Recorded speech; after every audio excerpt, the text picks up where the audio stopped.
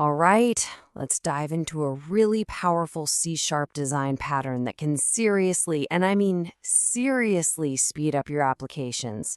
We're talking about the cached repository pattern. Let's get right into it. So, let me ask you something.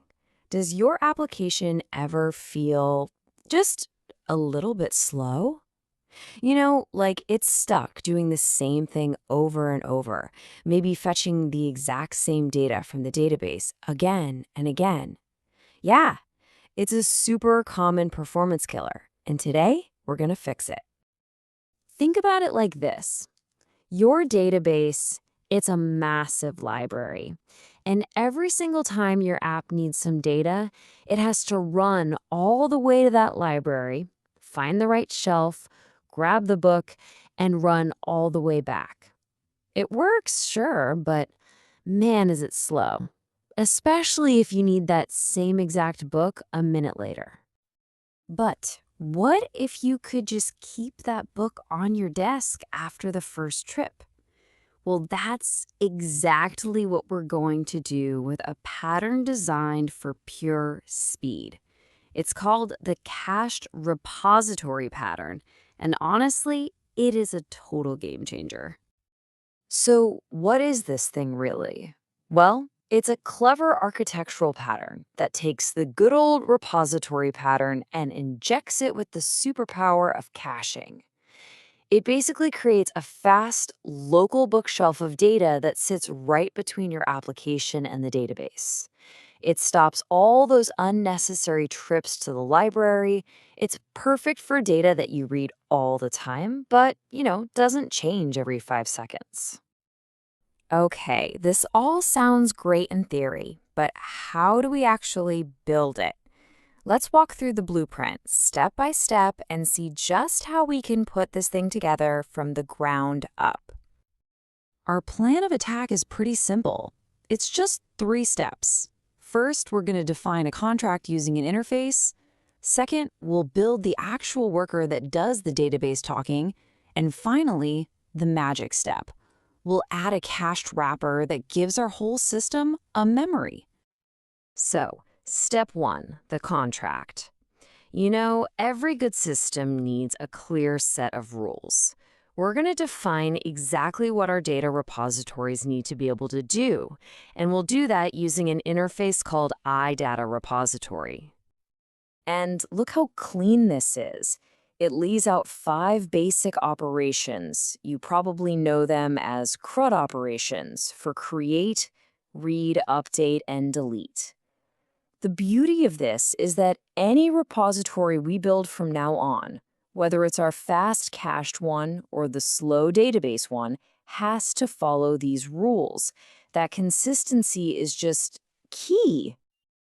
Okay, let's move on to step 2.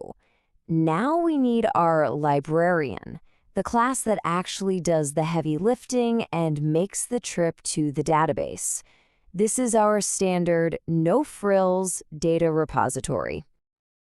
This class is all business. It uses a DB context to talk to the database.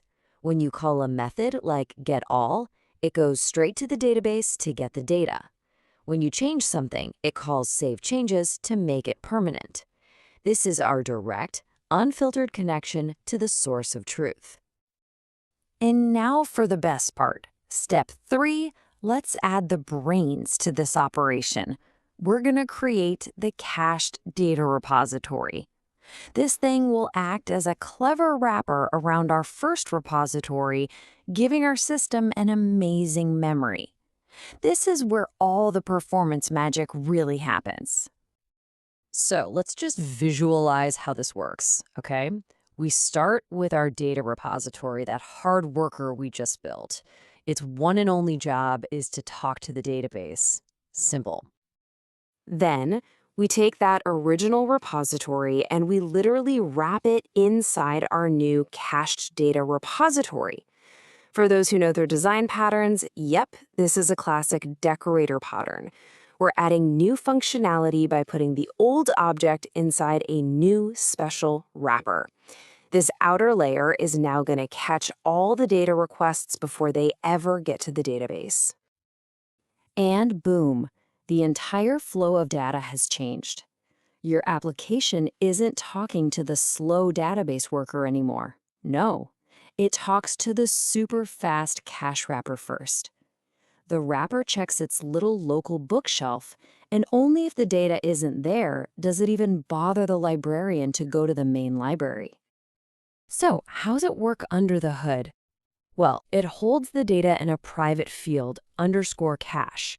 Now, when getAll gets called, it doesn't even think about the database. It just hands over the data from its local memory, which is incredibly fast.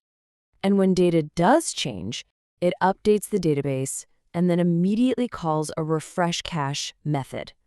This step is absolutely crucial. It's called cache invalidation, and it makes sure your users never see old, stale data. It's the biggest challenge in any caching strategy, and this handles it beautifully.